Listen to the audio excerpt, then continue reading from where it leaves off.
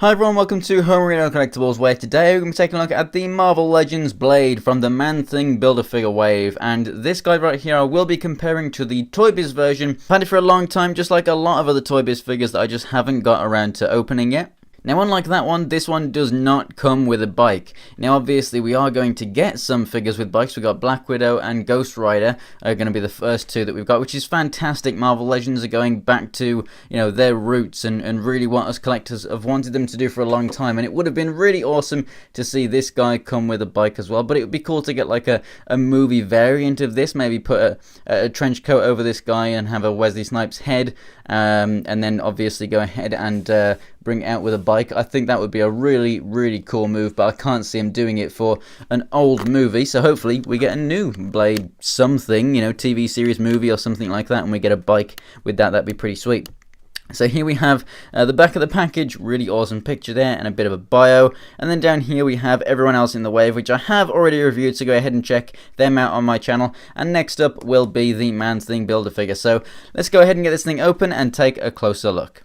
And here's Blade out of the packaging. And first up, let's go ahead and take a look at the accessories that he comes with. So, as you can see, he has the same sword that we get with most Deadpool figures, and to be honest, most figures from Marvel Legends, the generic swords like the Hand and Deadpool and characters like that use this sword, and it is a great sword, so fair enough for keep using it. It would be nice to get something different every now and then, but there you go.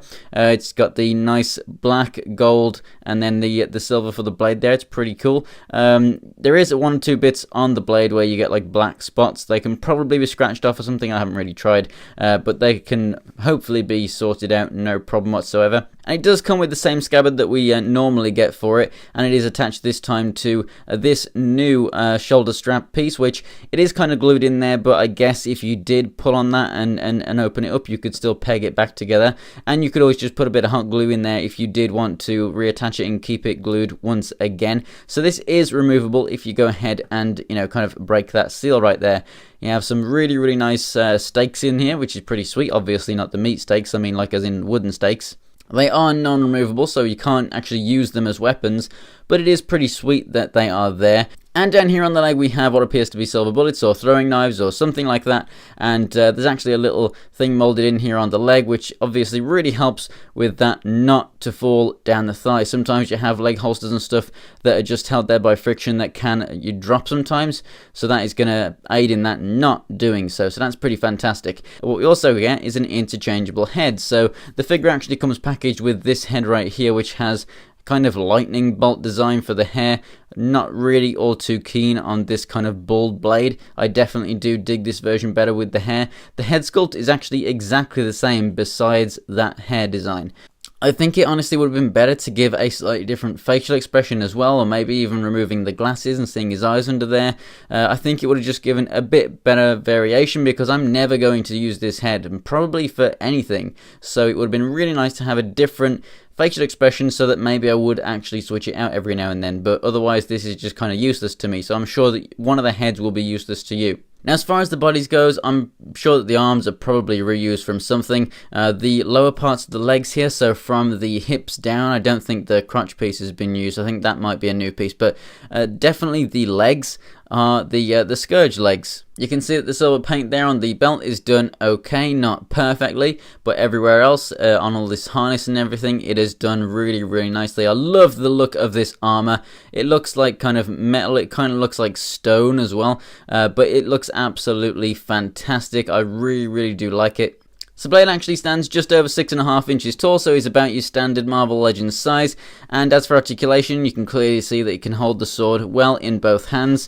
The shoulders rotate all the way around and come out to the side really nicely. Rotation at the upper part of the arm, double jointed elbows, rotation and a hinge there at the wrist. The head is on a ball joint, so it can look left and right, and it's on the hinge, which moves all the way up and all the way down. You got the rotation at the waist, which it has a kind of action feature to it. If you let it go, it kind of swings back into place.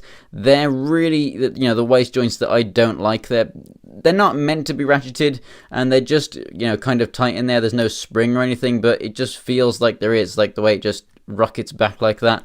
So you can only put it in certain positions, because if you get too close like that, just turn it a little bit, it just wants to go straight back. So I do not like this waist piece whatsoever. But the ab crunch, it can move back a little bit and forward a little bit, so it's pretty decent. Hips come out to the side, move forward and back. Rotation that you can put on the thigh. Double jointed knees, rotation right there at the boot, and the feet can move up and down, and we have ankle pivot as well. It can't move up and down as much as maybe some other Legends because of the design of the boot down here, but it's still good enough for this figure.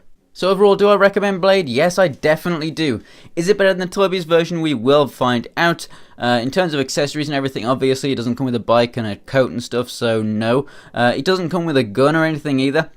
But you do get a really nice sword, and the body, for what it is absolutely fantastic. The molding and everything is awesome. You do get the interchangeable head, which is pretty cool, but I would have liked a bit more variation in the face sculpt as well. But overall, as far as just the standard Marvel Legends figures go, it's got some new parts to it, and it looks great, and it's an amazing character that we haven't seen for a long time since that movie Blade figure. So this is the, only, I think, comic book Legends figure, so that's absolutely awesome to finally get it. So thanks for watching, guys. If you enjoyed the video, go ahead and give it a like. If you want to see more from my collection, check out my Instagram and Twitter. It's Homerino123. Links are in the description below.